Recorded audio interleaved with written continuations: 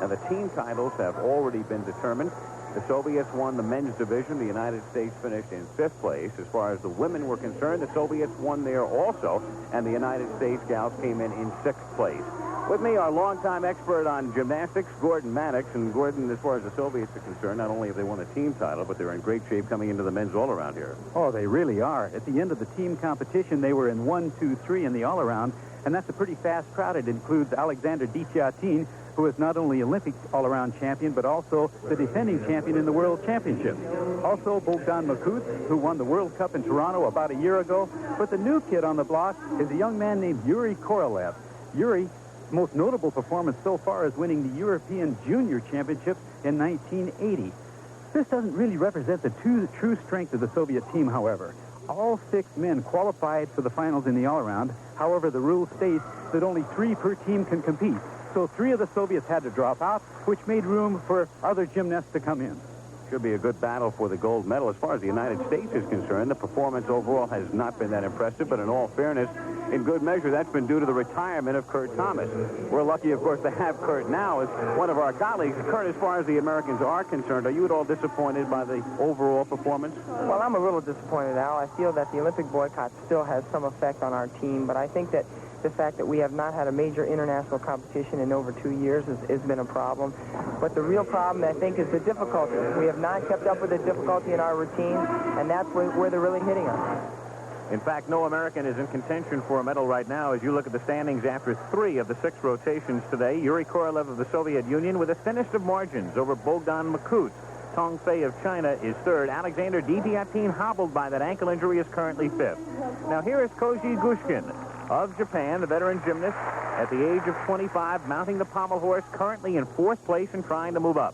Well, he mounted the pommel horse with an A move, which is a very basic, easy element in gymnastics. All the elements are A, B, and C moves, B meaning medium and C meaning the most difficult.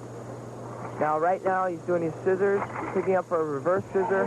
Now he'll move down to the horse with a travel down. That's a medium difficulty skill.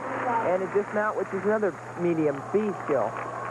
Let's point out at the outset, in all-around competition, action is taking place simultaneously on all 6 pieces of apparatus. So we'll be moving around quite a bit today. Now, Gushkin is probably the best pommel horse performer in the history of Japanese gymnastics. He's showing you the Thomas flare there, and he's working very high and very well extended. Koji Gushkin picking up a 9.9 on the pommel horse. Half of each competitor's scores were carried in from the team competition. So Gushkin, in 4th place entering this rotation, picks up a 9.9, and now we'll see Bogdan Makut of the Soviet Union as he gets ready to ascend the high bar. Makut barely trailing his countryman Yuri Korolev. There's his mount to a handstand. Right now, he'll pick up a release move. It's a front catch. Very nice. No form deduction when he regrasps the bar. Now he does a pirouette over the top. Change into inverted giants. That's a requirement on high bar. You have to have a dorsal grip where his arms are in a dorsal grip. Now another release move here. It's a Delchev or a Ginger. To release, fly over the half twist and regrasping the bar. Now he'll prepare for his dismount. He does a triple back dismount. 3 somersaults. Very nice routine. And the big crowd at the Olympijski Sports Complex loves it. There would appear to be no visible flaws in that routine as Makut tries to put the pressure on Korolev. A beautiful performance on the high bar. And now we're going to see maybe the highest and prettiest Delchev I've ever seen. Keeps it in close to the bar. Now we'll wind up for the triple flyaway, and this is really something to watch. Notice how high he takes it and how close he keeps it to the bar. Gives him lots of time to get the rotation he needs to make those 3 rotations. Phenomenal. Makut is hot. And there it is, just what the crowd had anticipated and hoped for, a 10. And look at the marks on the top. All of the judges scoring a perfect 10 for Bogdan Makut. And his total right now, 98.550. Next up, we'll see Ditiatin and his floor exercise. Oh, Edna, the Toyota. That the defending Olympic and world champion Alexander Ditiatin is hobbled by an ankle injury as he gets ready for his floor exercise. He's currently in 5th place. Here's a look, Kurt, at some of the problems he had in the floor X during the team competition. Well, he really had to water down his routine. That's not his normal mount, and because of watering down his routine, he was deducted severely for it, and there you can see he had trouble with his ankle again. He is currently in 5th place with 3 rotations to go. An ankle injury would probably hurt you more severely in this event than in any other. It really would. Now here he just did a very basic mount. Just to stay on the apparatus, you must mount the apparatus, and I'm sure that's what he went out there to do. In order to compete in the individual event finals, you must mount that apparatus. And we'll be seeing the individual event finals later this winter on ABC's Wide World of Sports. So it's quite apparent that DiGiattini just wanted to remain in the competition so that he could compete in the future in the individual event. DiGiattini seriously damaged his ankle in a training session just the day before the competition was to begin. And to me, the fact that he has come this far is a real tribute to this young man's courage. That back handspring, even though it's simple, was enormously painful for him. The judges have given DiGiattini an 0.5. Of course, the routine climaxing just seconds after its inception, so his chances for a medal now are nil, but at least he remains alive for further competition in an individual sense. Right now, we turn our attention to Yuri Korolev of the Soviet Union. He will be mounting the high bar. Remember, Bogdan Makuts scored a 10 in this event to temporarily move into the lead. Korolev, to move ahead of Makuts, would now need a 9.95, a near-perfect mark for his routine here. And this guy really reminds me of Nikolai Andrianov. He has a lot of the same body type. Here's a one-arm giant. Right now, right into a reverse hex. Very nice. Right into a giant. Now he'll turn here, change right into a dorsal grip for his inverted giant. Now he'll do another release move. It's called a straddle front catch. Very nice. Hip pirouette, ready for his dismount. He dismounts with a half-in, half-out in a layout position. Beautiful routine. The rising star on the world gymnastics scene, 19-year-old Yuri Korolev, the European Junior Champion and the World University Games Champion on the high bar. Yuri Korolev needing a 9.95 to move back into the lead. And this routine is loaded. There's the one-arm giant into an immediate reverse hex, which means he must change direction right there. Gets into giant swings. He'll take a pivot now on top and then drop immediately into his inverted giant. Now from this, he gets back out of his inverted giant, and then he'll show you a front summy to a re-catch. Now realizing that this front summy is a blind catch.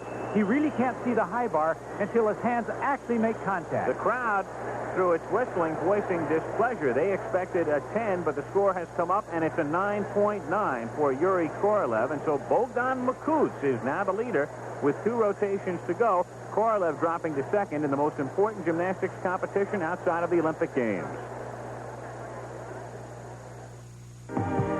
Up here on the right is the magnificent St. Basil's Cathedral with its onion-shaped dome, constructed in 1555. To the left, the Kremlin. The Kremlin walls, originally constructed in 1492, the same year Columbus discovered America. And the structures inside the Kremlin, framed against the Moscow sky, with its multitude of gilded domes. We're in Moscow for the World Gymnastics Championships taking place at the Olympijski Sports Complex, and we'll be taking a look at Tong Fei of China, his routine on the pommel horse in a moment as he mounts the podium. But first, let's have a look back. Earlier today, here was his routine on the high bar, Kurt. Perfection. It really was. It's a very nice routine by Tong Fei. He does some one-arm work, very original. Pirouettes over the top from one arm to the other. Now watch this, he'll change to left arm. Reverse hex right there.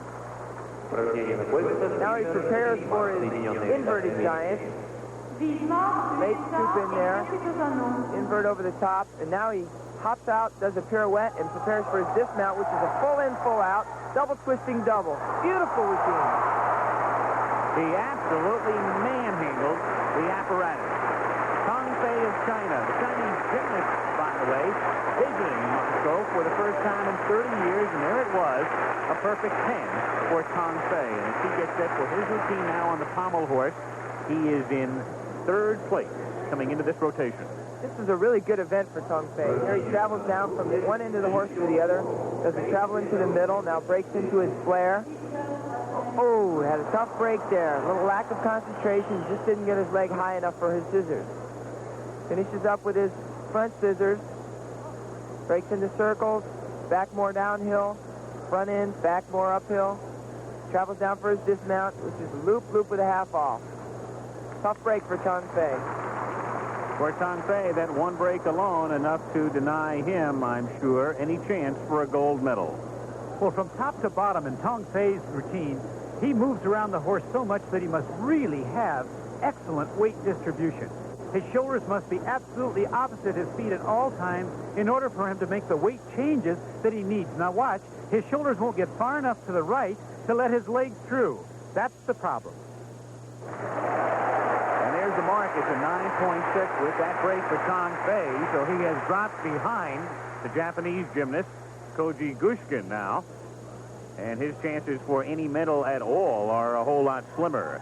Now the American Peter Vidmar, who is a junior at UCLA, 13th coming into this rotation. Here he is on the parallel bars. He has a pretty original routine. He works on one bar a lot. There's a press right through to a handstand on one bar. Pirouette in. Now watch this. He'll do a Diamond-off and a quarter right to the other bar. There's a glide kip into another straddle press.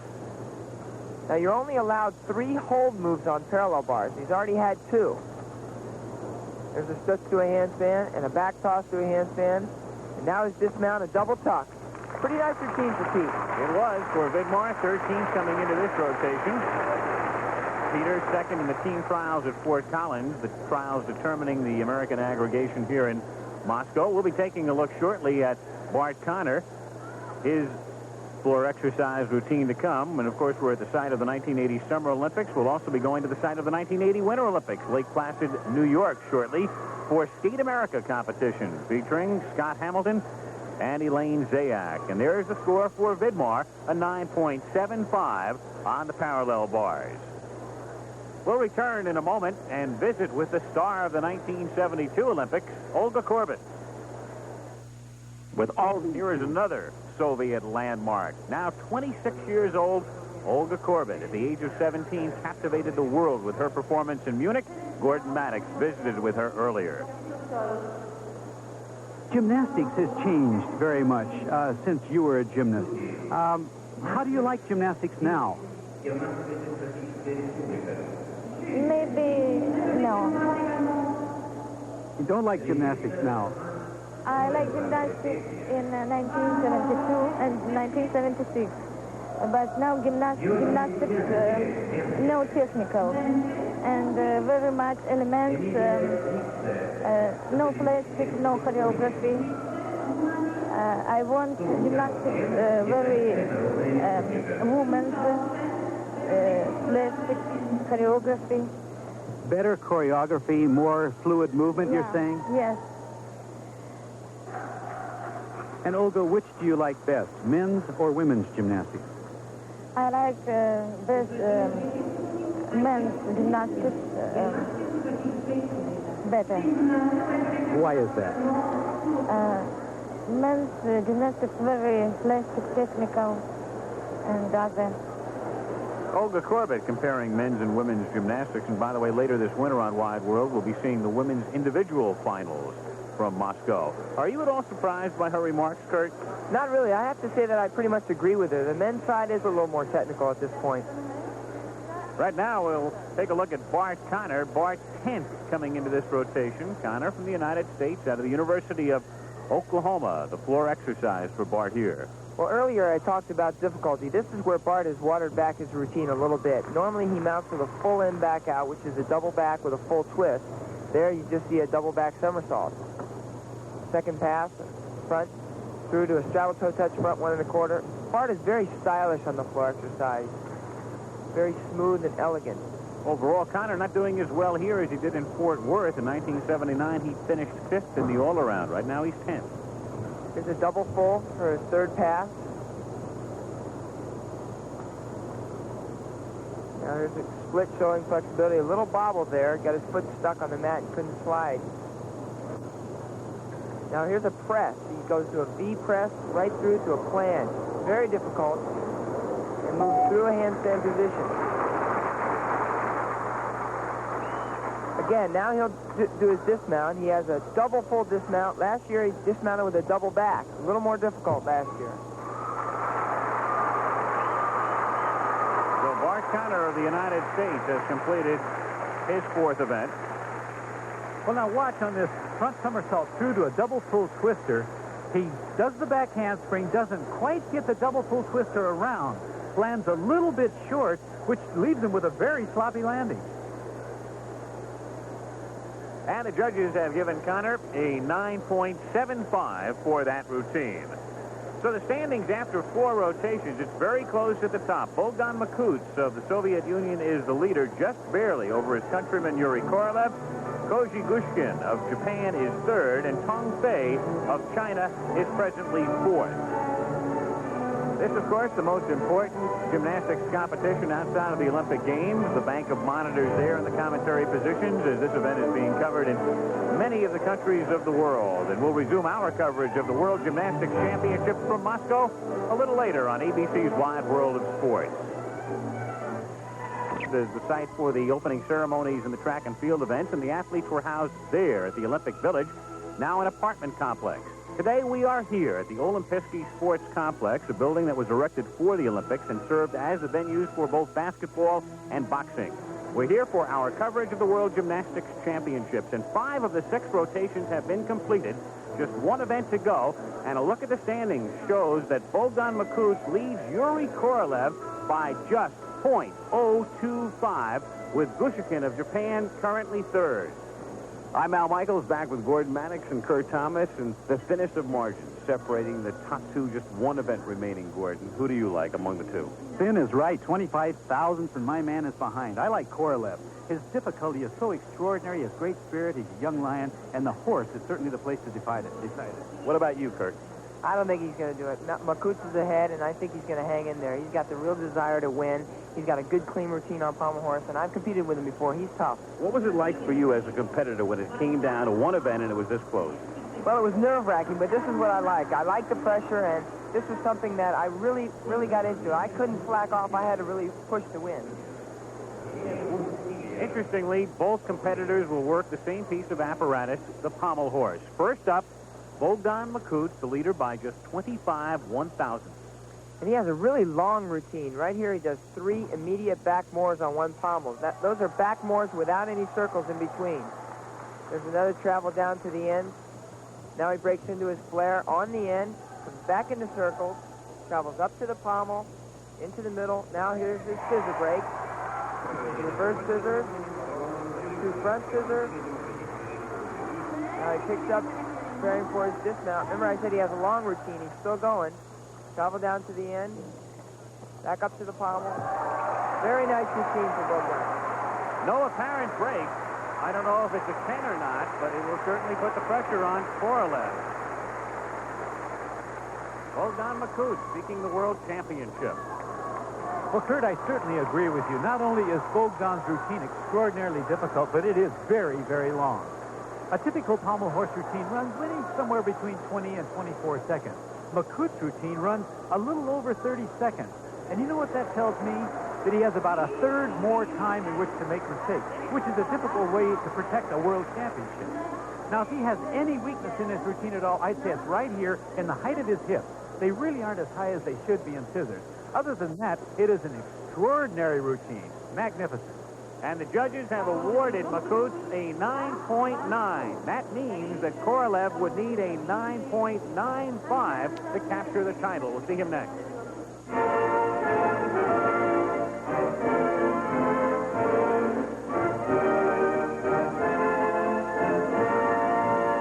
This is a strong event for him. He does a Sukahara in a layout position. Very nice vault. That should certainly be good enough to give him the required 9.65 to clinch the bronze. Gushkin of Japan, as we take a look again. And Gushkin will come in very low to the horse in order to get off very high. Perfect body position in the air. Simply over-rotates the vault just a tad. Otherwise, it would have been perfect.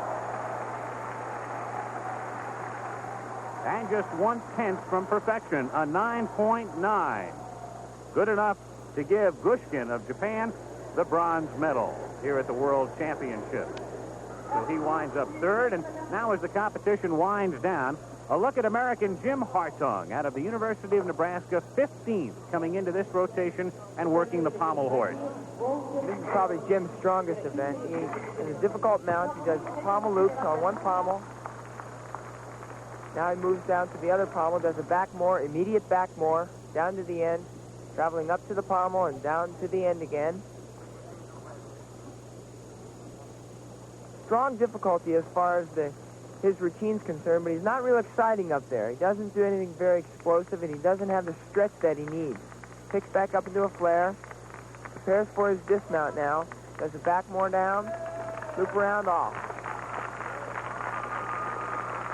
Jim Hartung, who led the University of Nebraska to the NCAA championship. Wrapping up competition here at the World Gymnastics Championships in Moscow, and his mark a 9.9 on the pommel horse. So a look now at the final standings. Yuri Korolov of the Soviet Union, the winner. Bogdan Makuts finishes second, and the Japanese gymnast Koji Gushkin finishes third. As far as the Americans were concerned, Bart Connor came in 11th, Peter Vidmar finished 13th, and Jim Hartung wound up in 15th place. Let's get a closing comment from Kurt Thomas. Well, I tell you, my man didn't make it, but Korolev was tough. His last routine, he was really strong, and he didn't have any major or minor deductions, so they gave it to him. Gordon? Well, even though Yuri Korolev doesn't have the experience that Makuts has, I just have the feeling that in this World Championship he was hot and had to go with the young guy. A great battle all the way down to the end. And that's the story from Moscow. This is Al Michaels along with Gordon Mannix and Kurt Thomas saying so long from the World Gymnastics Championship.